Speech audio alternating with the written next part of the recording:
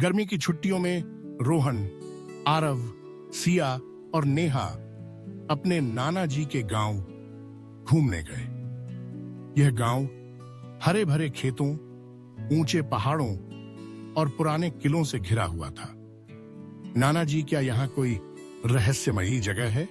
रोहन ने उत्साह से पूछा।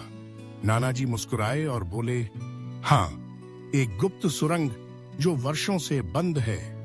अब चारों बच्चों की जिज्ञासा बढ़ गई। नाना जी ने बताया कि यह सुरंग 100 साल पुरानी है और राजा के किले से जुड़ी हुई थी। लोग कहते थे कि वहां खजाना छुपा है, लेकिन कोई भी अंदर जाने की हिम्मत नहीं करता। क्यों? क्या वहां कोई भूत रहता है? नेहा ने डरते हुए पूछा। कुछ लोग ऐसा ही मानते हैं, नाना जी ने धीरे से कहा। नाना जी ने बताया कि यह सुरंग 100 साल पुरानी है और राजा के किले से जुड़ी हुई थी। लोग कहते थे कि वहां खजाना छुपा है, लेकिन कोई भी अंदर जाने की हिम्मत नहीं करता। क्यों? क्या वहां कोई भूत रहता है? नेहा ने डरते हुए पूछा। कुछ लोग ऐसा ही मानते हैं, नाना जी ने धीरे से कहा।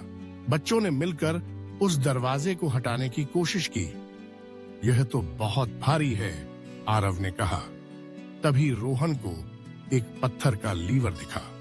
उसने उसे घुमाया और दरवाजा खुद ब खुद खुल गया। चारों दोस्त आश्चर्य से एक दूसरे को देखने लगे। सुरंग के अंदर घुप अंधेरा था। बच्चों ने अपनी टॉर्च जलाई और धीरे धीरे आगे बढ़ने लगे।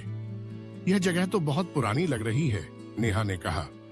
दीवारों पर अजीब अजीब चिन्ह बने हुए थे, जैसे वे कोई गुप्त संदेश हों। जैसे जैसे वे आगे बढ़े, एक हल्की हल्की फुसफुसाहट सुनाई देने लगी। यह आवाज कैसी है?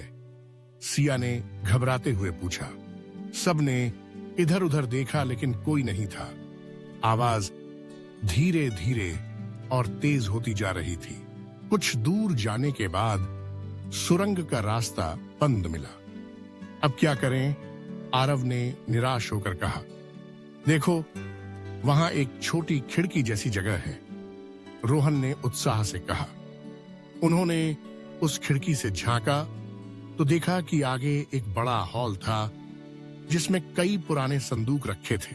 हमें अंदर जाने का कोई और रास्ता ढूंढना होगा, नेहा ने सुझाया। सिया ने दीवार पर लगे एक पुराने बटन को दबाया। अचानक दीवार हिलने लगी और एक गुप्त दरवाजा खुल गया। चारों रोमांच से भर गए और अंदर चले गए। कमरे के अंदर सोने और चांदी के सिक्कों से भरे संदूक रखे थे। ओह माय गॉड, यह सच में खजाना है, आरव ने चिल्लाया। लेकिन जैसे ही उन्होंने एक संदूक खोलने की कोशिश की, अचानक कमरे के अंदर एक बड़ी आवाज गूंजी। कौन मेरी नींद में खलल डाल रहा है? चारों के रोंगटे खड़े हो गए। कौन था वो? नेहा ने डरते हुए पूछा। एक काली परछाई धीरे धीरे उनके पास आ रही थी। भागो! रोहन चिल्लाया, लेकिन दरवाजा अपने आप बंद हो गया। अब वे फंस चुके थे। यह कोई भूत नहीं, कोई चाल है, सिया ने दीवार पर बने निशानों को देखते हुए कहा। उन्होंने देखा कि एक चिन्ह पर सूरज और चाबी बनी हुई थी। शायद इससे रास्ता खुले, आरव ने कहा। उन्होंने दीवार के पास खोदाई की तो एक पुरानी चाबी मिली। यही उस दरवाजे की चाबी हो सकती है, रोहन ने कहा। उन्होंने चाबी से ताले को खोला और दरवाजा खुल गया। लेकिन बाहर निकलते ही उन्हें महसूस हुआ कि कोई उनका पीछा कर रहा है। वे भागते हुए उसी रास्ते की ओर लौटे जिससे वे आए थे। जैसे ही वे बाहर निकलने लगे, दरवाजा एक बार फिर अपने आप बंद हो गया। हमें जल्दी कुछ करना होगा, सिया ने कहा। उन्होंने देखा कि पास के एक संदूक में पुराने दस्तावेज रखे थे। यह राजा के समय के नक्शे हैं, आरव ने उत्साह से कहा। नक्शे में एक छुपा हुआ रास्ता दिखाया गया था। शायद यही हमें बाहर निकाल सकता है, नेहा ने कहा।